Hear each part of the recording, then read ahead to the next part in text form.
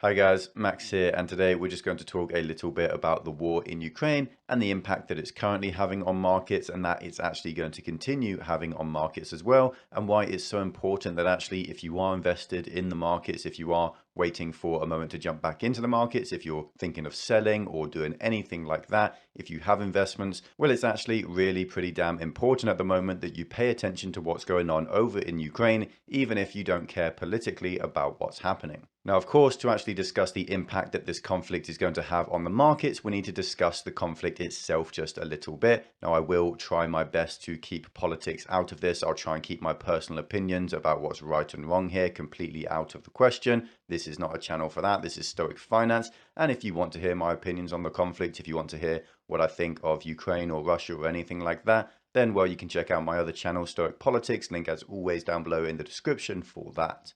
So what is the actual situation with the war so far then? Well, this here behind us is a map. It's from the Institute for the Study of War, and I've used it before. I know that some people think this organization is biased, but for everyone who's told me that, I've never had anyone present me with any evidence to suggest that it's biased, and you may think that the reports they put out is biased, but this map here, it's all based 100% on open source intelligence, so you can personally go and cross-reference the claims that they're making, and people have done that. And by and large, actually, yes, this map in front of you here is very accurate. And from my point of view, it's the most accurate map we have out there, the most detailed one in the bits where it matters. And as you can see, it's pretty similar to how it has been over the last few months. There hasn't been much movement within the war itself over about 3 months now at this point, and most analysts aren't really expecting much movement into the future either. Now, there has been one rather major update within the war, and it's surrounding this part here, just around the Donbass region. It's the city of Severodonetsk. You've probably heard a fair bit about it because there was some very fierce fighting there over the last month or so. And as of about last week, Ukrainian forces announced that they were withdrawing from the city and ceding its control over to Russia, which is a rather large development. It's a decent sized city, but outside of that, there really hasn't been much progress from either side regarding the war in what amounts to months. What does seem pretty damn obvious and clear at this point is that the conflict has basically reached a point of strategic stalemate. Thousands of soldiers have died on either side, thousands are still dying and will continue to die on either side. Loads and loads of modern equipment has been destroyed. Thousands of tanks, thousands of vehicles, hundreds of aircraft. And so as we move on into the future, the reality is that we're probably not going to see any quick movements within this war. We're not going to have a quick lightning end to the war. It's going to be long, drawn out, and very, very bloody. The simple fact is that all evidence suggests that this is the case,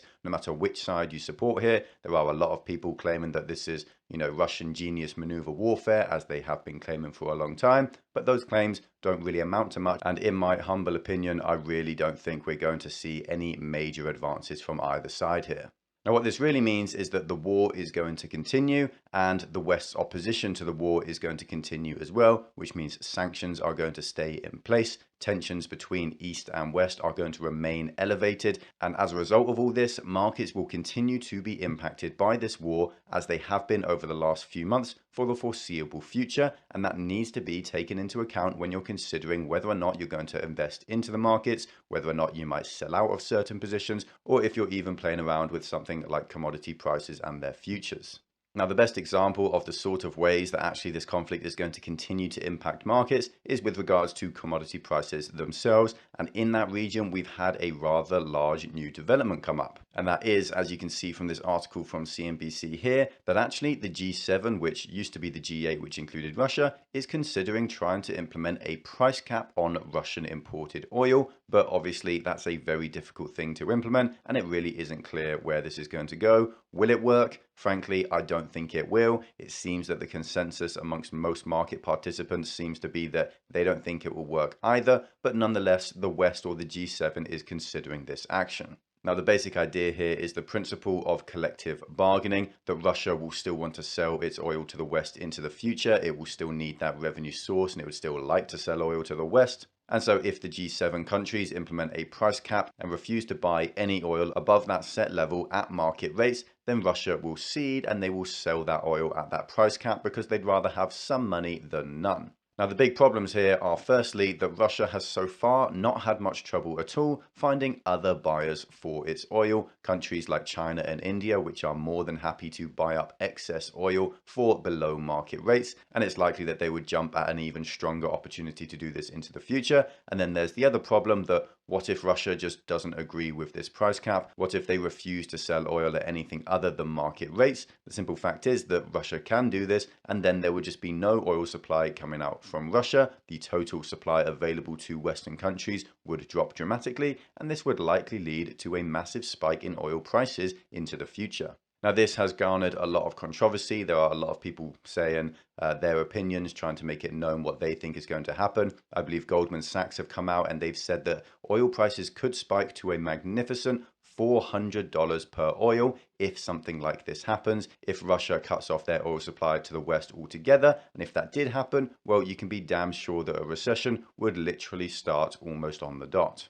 Now, of course, oil isn't the only thing that Russia exports, and it isn't the only commodity that's seen massive volatility and major price swings due to this war in Ukraine. Natural gas is another sort of energy commodity that's seen almost identical supply side changes. Metals have been impacted too. Coal has been impacted. Wheat and foodstuffs has been impacted. And as a result, basically, we're seeing a number of different major commodities that are all vitally important to the state of the world economy and to the productive processes in the West. Well, we're seeing them all see their supply limited, or there's a lot more risk around their supply into the future. And as a result, these commodity prices have been rising, and they are still rising for the most part. And as we've already established that the war is likely to continue on into the future, it's a little bit of a gamble to claim that actually these prices are going to drop, as nothing really changes.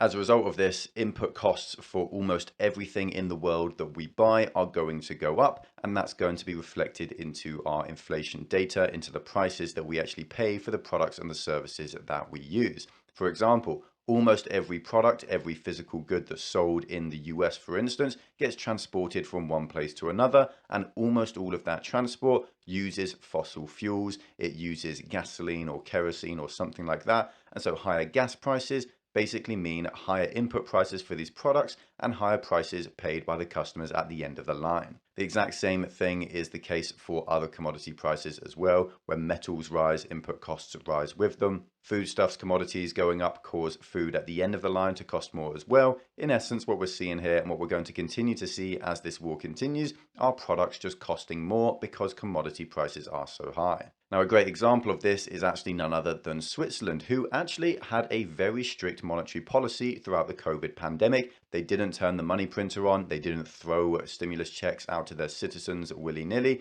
They were very monetarily sensible and conservative and reserved. And as a result, for a very long time, they didn't really see much heightened inflation at all. That, however, is now starting to change, and really that started with the Ukraine war itself. Switzerland is now seeing an inflation spike up to 3.4% last month. I know that's not exactly a large amount compared to the UK or the rest of Europe or the US, but it is a major development because it shows the kind of impact that actually the war in Ukraine is having when a country didn't go absolutely ludicrous with modern monetary theory. My point here is basically that inflation may be near its peak level and we may not see year-over-year figures higher than we already have, but it's not going to drop off overnight. And the sustained conflict, the sustained war in Ukraine between Russia and Ukraine, that's going to contribute to inflation staying higher than that 2% central bank target that we so much wish we were down at. Another way that this conflict and this war is going to impact the markets and the economies and likely your investments too is with corporate earnings and how that is going to impact valuations into the future.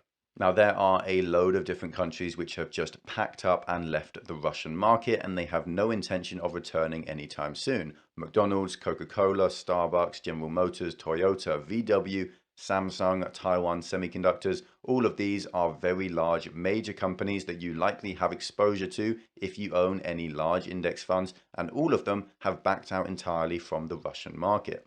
They will all lose revenue as a result of this. Their sales and their earnings will be lower than if they had remained in the Russian market if this war had never taken place in the first place, and they're all from vastly different industries. All of these industries, though, will see the same effects as they leave this market. It's very simple. Their profits will fall and their valuations will fall with them. Now, these companies in particular have basically worked out that the reputational hit that they take from remaining in the Russian market, from profiteering from that country, would be worse than the loss in earnings. And so for them, it makes business sense to pull out of the country. But not all companies have made this decision. And frankly, it seems to vary quite a lot by country. In Britain or America, for example, any company that is continuing to work with Russia today, or even going the opposite direction and increasing their exposure to the Russian markets and the Russian consumer, well, they get an awful lot of negative press, and that itself can negatively impact these companies themselves. In somewhere like France, though, that really isn't the case. There is far less backlash against this, and so we see a lot of other companies in areas like luxury goods, airlines, or car manufacturers still continue to work in Russia because they personally don't see the reputational hit as severe as it is in the Anglo-Spheric countries, and they would rather maintain that foothold in that market, keep earning that money, and keep boosting their profits. As a result, these companies are not going to have that same impact on their earnings. And so maybe this isn't too relevant if you are purely invested in these French companies that are continuing to do business in Russia. But to be perfectly honest, that's very unlikely. The chances are you invest in American equities like most sane people these days. Now, the reality is that all of this comes back to the simple fact that there is a war in Ukraine and Russia, and without trying to get too political here, the West, by and large, supports Ukraine in this war, and they've chosen to sanction Russia as a result to try and pressure Russia to end the war. Whether or not you think that's just, whether or not you think that's right, whether or not you think that Ukraine is filled with Nazis or if it's a bastion of democracy, doesn't really affect the fundamental bottom line, that is, investments and the markets will be affected by this conflict as we continue to move on into the future, and as the conflict is likely to continue itself, well, these effects are going to continue with them. Now, before we sign off for the day, I do have just a small announcement regarding myself, regarding this channel, regarding my company. I have second channels, Stoic Politics and Stoic Crypto. Stoic Politics, I am trying to get more and more consistent with my upload schedule on there. And we talk about politics. I get my opinion out there a bit more. So if you want to hear what I have to say about things like the war in Ukraine, then that's where to find it. Stoic Crypto, though, on the other hand, I've been far less active on, frankly, because crypto is a declining market right now. And as we enter crypto winter, I expect the number of people who are interested in crypto content to decline massively. And so it just doesn't make business sense for me to spend my time focused on crypto content right now as we're moving forward into this new environment. As a result, that channel, Stoic Crypto, has been repurposed and rebranded into Stoic Society, which is going to be the new channel that I start working on. So if you were subscribed to the crypto one before, then you're probably already subscribed to this new Stoic Society one. If you're not, then please check it out down below in the description. It's going to involve a load of long form, fully scripted video essays that are of far higher quality than the type of thing I put out in this video here. It's going to cover a load of different topics like finance, business, and geopolitics, and then culture and things like that as well. Pretty much everything you can imagine and anything that's even remotely interesting. The type of videos that I used to make all the time on this channel are going to be published there first and foremost. The type of videos I made on things like the housing market in China that really go in depth into a singular topic, that are scripted out in advance, and as a result they take me far longer to make, but I still want to make them, and so that channel, Stoic Society, is going to be repurposed for that use. If that sounds interesting, then if you want longer form videos to hear from me and my team, then please go and check out that channel. Link, as always, is down below in the description, and it will be in the pinned comment as well, just to make it really easy for you to find. And then absolutely the final thing for today, I did try to keep politics out of this video itself, and I'm going to try and keep it that way into the future. Stoic Politics will be the place where you can find my opinions if you want them. If you hate what I had to say anyway, if you think I'm wildly wrong, if you think that the war is about to be over and that Russia's about to steamroll Ukraine, then please make sure to leave a dislike on this video. Tell me in the comments that you don't want this content, because if you don't tell me, I just won't know, and I'll keep making it anyway and keep infuriating you. If you enjoyed this video, then make sure to like, comment, and subscribe to bless the YouTube algorithm. It really does help. If you want to join our exclusive community, then check out our Patreon. You get access to our Discord server and extra content like access to my portfolio and buy and sell alerts for all my own investments.